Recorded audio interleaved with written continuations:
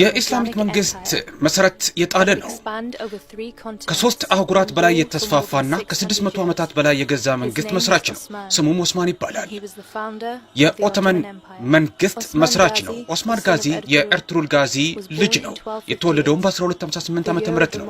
ሞንጎሎች ባግዳድን በተቆጣጠሩ ዓመት ማለት ነው። አባቱ ሶኮት ውስጥ የምትገኝ ትንሽ ግዛትን ቤይ በሚል ማዕረግ ስር ይመራ ነበር። ከቢዛንታይኖች ጥቃትም የሰልጁቅን ድንበር ይጠብቅ ነበር። ኤርቱሩል ቤይ ሲያልፍ ኦስማን የካይ ጎሳ መሪ ሆነ። እናም የአባቱን ግዛት ድንበሮች ማስፋፋት ጀመረ። ኦስማን በጦርነትም በሰላምም ያለ ሊቅ በመባል ይታወቃል።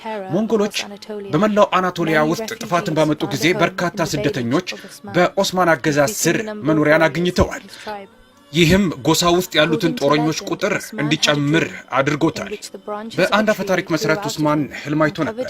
ይህም ህልም ከኦስማን ልብ ውስጥ አንድ ዛፍ አድርጎ መውጣት፣ የዛፍ ቅርንጫፍ ወደ አውሮፓ፣ ኤሲያና አፍሪካ የሚገኙ ቅጠሎችን ሲሸፍን፣ የሚነፍሰው ነፋስም የዛፎቹን ቅጠሎች ወደ ቆንስጣንጢኖፕል የሚጠቁሙ ሲያደርግ ህልም አየ። ይህችም ከተማ በኋላ የኦስማን መንግስት መናገሻ ሆናለች። መሪ እንደሆነ 10 ዓመታት ገደማ ሲሆነው ኦስማን በይፋ ነፃ መንግስታቶችን ፈጠረ።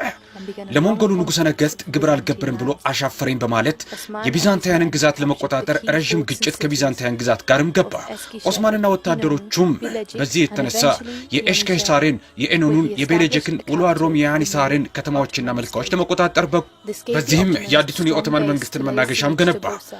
ይህም ቡርሳን ለመቆጣጠር የሚያበቃውን ጠንካራ መሰረት እንዲጥል አደረገው።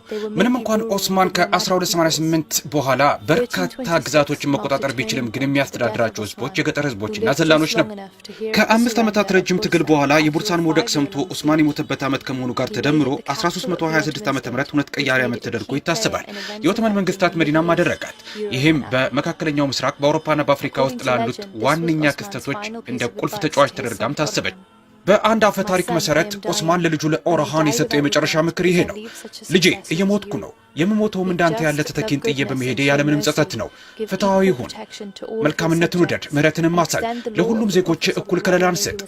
የአላህ ሰላም በሳቸው ላይ ይሁንና የነቢያችንንም ህግ አስፋፋ። እነዚህ በመሬት ላይ ያሉ ነገስታቶችና ልዑሎች ኃላፊነት ናቸው። ከጀነት ያለውንም በረከት የሚያመጡት እነዚህ ናቸው። እንደ ጦር አዛዥነቱም እንደ ሀገር መሪነቱም ትልቅ ታማኝነትንና ክብርን ኦስማን አግኝተዋል።